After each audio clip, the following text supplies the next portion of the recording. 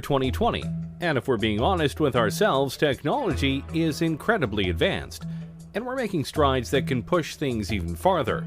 We have cars that are much safer than they've been in the past decade, and we're even making fully electric cars that can help save the planet. There are even plans for self-driving cars and even self-driving Ubers that make the future of transportation very exciting. And that's just one technology that we're growing at a fast rate. What about all the others that are out there? What will technology be as we get closer and closer to 2050? Let's start with one that well and truly could happen very soon: drones. Wait a minute, drones are already here. And yes, they are. But more times than not, the drones you are seeing are small, piloted by people who are just trying to have some fun, or the ones that are used by the military right now for strikes and surveillance. All very fun, but in the future, drones could be an integral part of our daily lives. You've likely seen shows and people talk about how in a few years drones could be the new delivery services. Anything from pizza to Amazon packages and more. And honestly, that's very probable.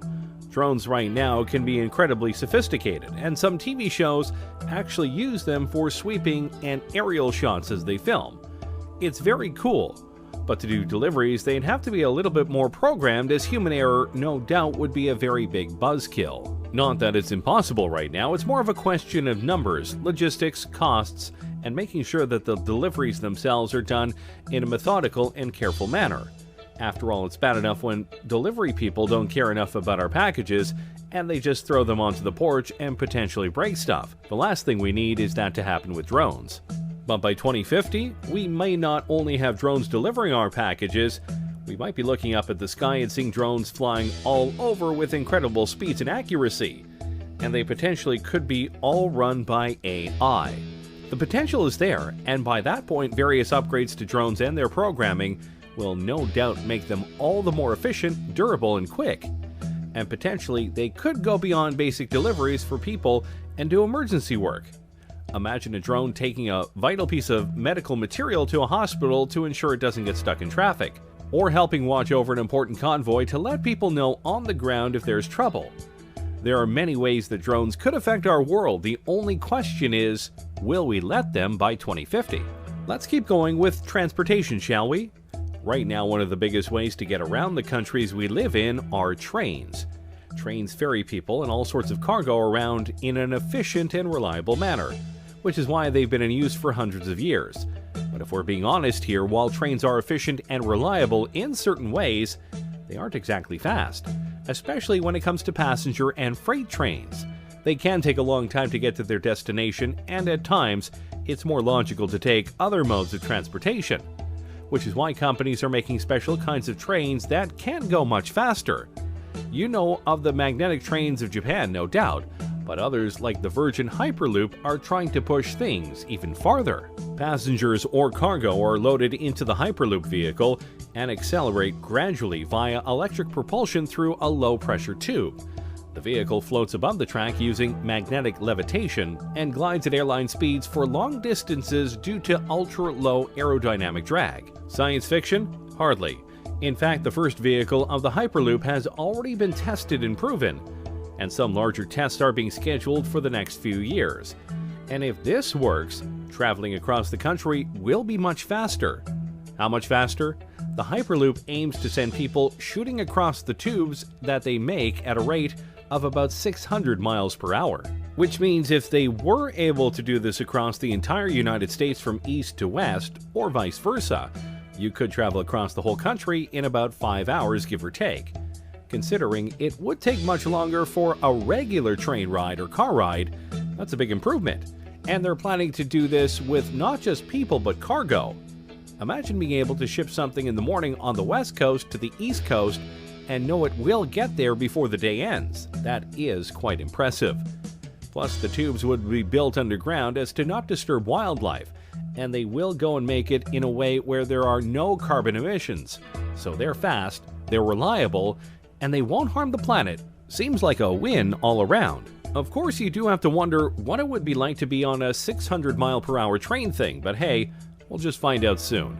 And by 2050, this could be one of the main modes of transportation around the world. Before we show off even more technologies we could have by 2050, be sure to like the video and subscribe to the channel.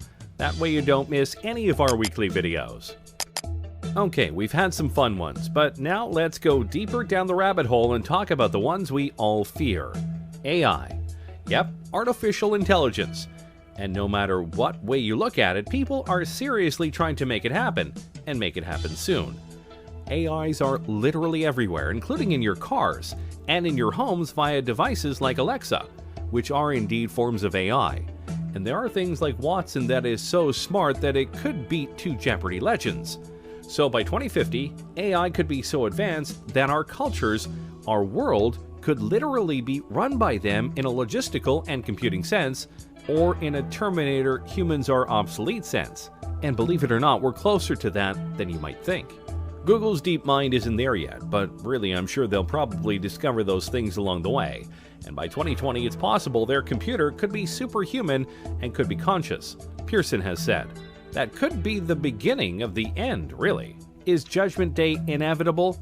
Maybe, maybe not. It just depends on how far we go with AI and how much we're able to control it, or if we can't fully control it once they reach certain levels of intelligence. Of course, for all of our worries about AI, there is a chance it could be all fine. Imagine if the lighter side of sci-fi comes through in regards to AI, and we get a bright future powered by AI. Think about it. What if by 2050 we each get our own unique AI?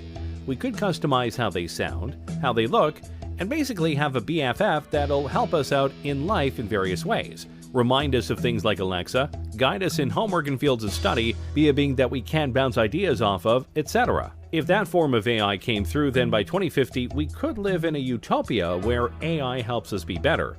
Until they revolt and we have iRobot going on. But hey, let's not dwell on our potential doom. Let's show off another technology that many people are hoping for. Space travel. Yeah, when you think about the decade we're in right now, the 2020s, the biggest goal of the world by far is to get to Mars, and possibly beyond it. But it's not just about landing there, though that would and will be a crowning achievement for humanity in the decade and in recent times. More importantly than just landing there, though, is the ability to start setting up the first human colony on another planet. We've been to the moon many times, but we haven't tried to live there for various reasons. Mars seems to be the place where many feel we can go in order to live amongst the stars, and many speculate that by 2030 at the latest, barring setbacks, accidents, and other things obviously, we could not only be colonizing Mars but having regular shuttles go there so that people can see the red planet for themselves. We will see first people going off to Mars, and then robots will do some basic stuff, like making basic materials on Mars, Pearson said. We're going to have to do that because only so much can be brought into space. Of course, there are numerous things that need to be worked out before such a thing could happen. But we have top men on this, including Elon Musk and the SpaceX program, Jeff Bezos via his Blue Origin company, and more. Each of them, and NASA among others, are working on not just getting us back into space, but getting us there via cheaper, smaller, and reusable spacecraft. Something that honestly has been a setback for the space program over the last 20 years. But if we are able to do it, if we are able to get to Mars, get there faster, and be able to colonize it, then by 2050, who knows where we will be? We could have multiple colonies on Mars, maybe some on the moon, and maybe even colonies on moons like Titan and Europa, which some think could be even better places to colonize than Mars. It's possible, but obviously Mars is the place that we are aiming for right now. With each step into space, humanity grows larger in the universe, and who knows just how many of us will be out there by 2050. Alright, now let's dive into something really sci-fi. Prosthetics. Yeah, I know that right now prosthetics are very limited, and at times a bit pointless. But if we were able to fully utilize computer technology to its fullest, and make prosthetics that are fully compatible with the human brain and body, then the sky is the limit. We could enter an age where cyborgs are not just welcome, they're commonplace. And yeah, it may seem like we're far away from that, but we are getting closer to that point. James Young, a 25-year-old biological scientist, has a prosthetic arm, with a personal drone and built-in flashlight. And a French artist is using a prosthetic that doubles as a tattoo gun. That's pretty cool. Imagine if a police officer loses an arm in the line of duty. Usually that would mean the end of his career. But with an advanced prosthetic, he could literally be better than ever if it were advanced enough. Biggest problem with these fake limbs is that most of them are plastic, meant to convey that the arm or leg is still there and thus still usable. The bridge to cybernetic implants lies in the brain, being able to use the computer tech to sync with the brain and give accurate commands.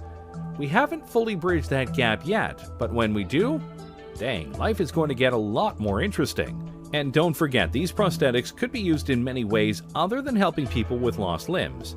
They could be put onto other objects, or potentially even be worn as exoskeletons when needed. Think of it like Jax from Mortal Kombat. Some people could even ask for implants to be put into their arms or legs to give them an extra boost, like TJ Combo from Killer Instinct. 1. I like video games, and they have plenty of cybernetic people.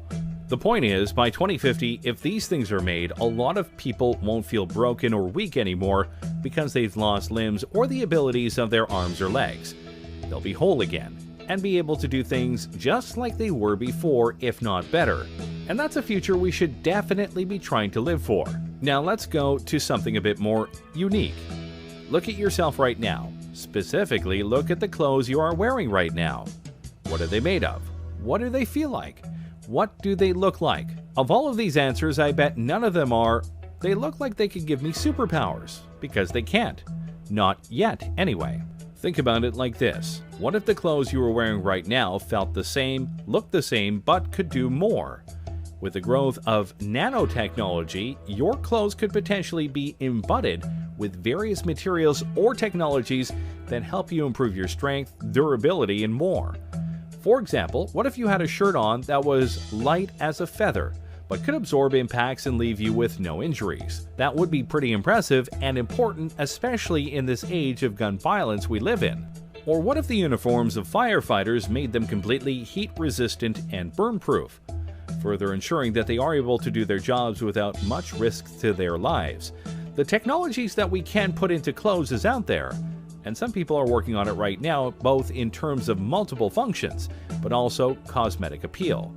Imagine if by 2050 we have the ability to craft whatever kinds of clothes we want, and even select what kind of abilities they have. Imagine you wear a special kind of top that has a special pattern on it, and when you press a button or say a keyword, that pattern unfolds and suddenly you have wings on your outfit. Wouldn't that be cool? If done right, this could be the newest wave of fashion and style in the future. See, the future is hip. I'm sure that last one left you drooling, so let's temper your expectations and talk about school. Yes, it sucks, and learning can be a chore, but in the future it may be a lot more interactive. Over the last decade or so, computers in schools have been a must-have for various courses. But if the advent of virtual reality simulations come through as many expect them to, it could lead to all sorts of innovations in the classrooms that could help kids with what's going on. You could take students to an environment in the past and show them what was happening, like watching a battle taking place, Pearson said. You can explain that sort of thing more easily if they can see it happening than if you are looking at a textbook. Oh yeah, history and geography classes would be much more fun, that's for sure. Or imagine an audiobook, but instead of just an audio, you could see the characters coming to life before your eyes, and you watch them interact with others. Heck, school plays could have projected environments to make things seem more real. And of course you could have virtual tutors to help you with problems that the teachers aren't able to help with. Education is definitely something that can benefit from advanced technologies, and by 2050 our school systems could be so revolutionized that you have to try really hard to fail class. Though I'm sure some of you would still try. Finally, let's talk about something that I'm sure you'll be horrified to hear. In the future, you likely won't need a phone. I know you're stunned, but think about it. Right now, smartphones are becoming more and more advanced every single year. New features, new programs, etc. But by 2050, your phone won't likely need to exist because you'll have access to it and more via something else. What exactly? That depends on the technology. But for this example, let's imagine a wrist gauntlet. Instead of typing up a number, you simply have to say "call mom." But obviously, the gauntlet could do much more than that. It'll likely have a holographic screen that you can use to look up information on a much bigger keyboard. And depending on what sci-fi future you believe will have, it'll have things that can scan objects, detect dangers, warn you about upcoming problems, and may even have an AI companion. So yeah, your phones are important right now, but in the future, more than likely not.